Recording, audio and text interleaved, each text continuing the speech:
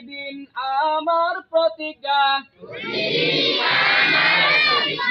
পাঁচ ওয়াক্ত নামাজ পড়িব,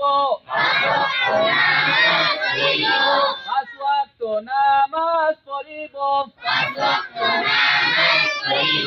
মা বাবার কথা মানিব,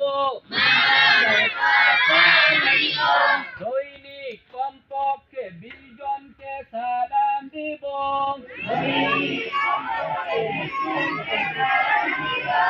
সবার সাথে সত্য কথা বলিব, ভালো কাজে অংশ নেব, টিভি মোবাইল দেখিব না,